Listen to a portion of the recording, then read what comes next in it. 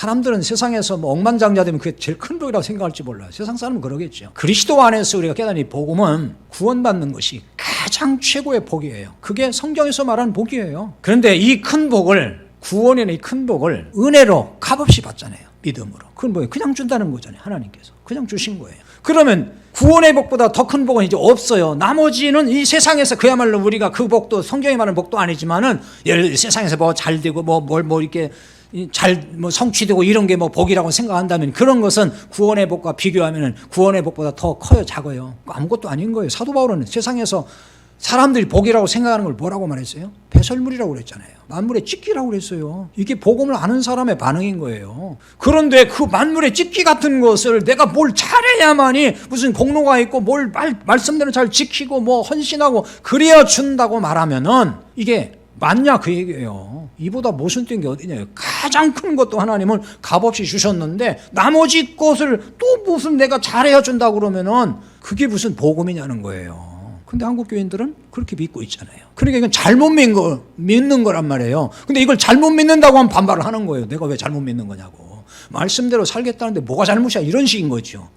그런데 예수님 그걸 보고 뭐라 했어요? 불법이라고 그러잖아요. 왜? 예수님이 다 이루셨다는 거예요. 네가 그렇게 안 해도 된다는 거예요. 그런데 예수님 뭐 죽으셔도 상관없으면 내가 한번 이루어볼게 이거란 말이에요. 그러니까 불법이 되는 거예요. 왜? 예수님이 다 하셨다는데 왜 나는 그걸 무시하고 내가 또 하겠다는 거냐 그거예요. 그러니까 이런 깨달음이 없으면은 늘 이상한 말을 할 수밖에 없는 거예요. 자, 여기까지는 이제 깨달았다고 해도 그러면 말씀대로 살지 않아도 된다는 것입니까? 이제 또 이렇게 이제 의문을 갖고 질문할 수가 있어요. 자, 이에 대해서 답이 필요하겠죠? 그래서 다시 고린도후서 13장 5절로 돌아가서 생각을 해보겠습니다. 믿음 안에 있는가 너희 자신을 시험하고 확증하라 그랬어요. 그리고 예수 그리스도께서 너희 안에 계신 줄 너희가 알지 못하느냐? 그렇지 않으면 너희는 버리운 자니라. 예수 그리스도가 내 안에 계신다는 것 무엇을 의미할까요? 예수님이 내 안에 계셔요. 여러분, 예수님이 여러분 안에 계십니까? 예수 그리스도가 계신 것은 그리스도의 영이 계시고 성령이 계신다 그 말이에요. 그리스도의 영, 성령은 같은 말입니다.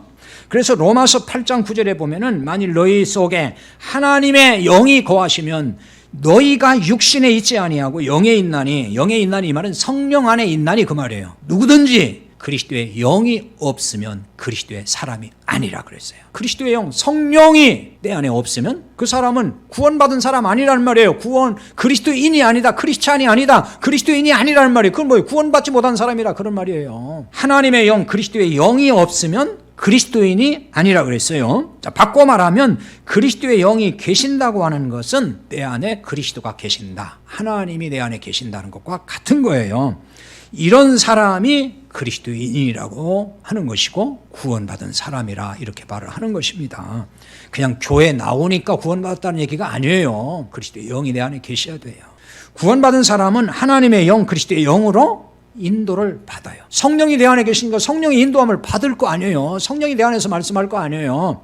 그래서 로마서 8장 14절에 보면 하나님의 영으로서 유혹의 몸의 행실을 죽이면 살리니 무릇 하나님의 영으로 인도함을 받는 사람은 곧 하나님의 아들이라 그랬어요. 하나님의 영으로 인도함을 받는 사람이 하나님의 아들, 하나님의 백성, 하나님의 자녀라는 거예요. 이게 구원받은 사람이라는 것입니다.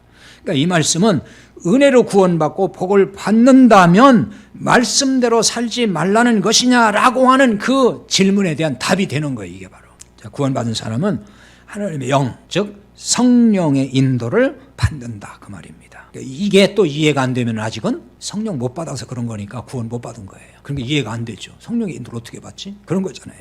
성령의 인도를 받는다는 것은 그럼 율법을 따라서 내가 산다, 그 성령의 율법을 따라 살게 한다 그 말이 아니에요. 이걸 또 잘 이해를 해야 돼요.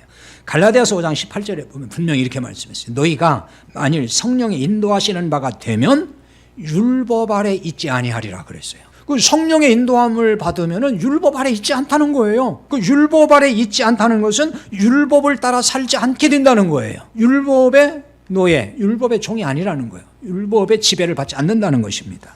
이것은 성령이 율법에서 자유하게 살도록 우리를 인도하신다는 말씀인 거예요.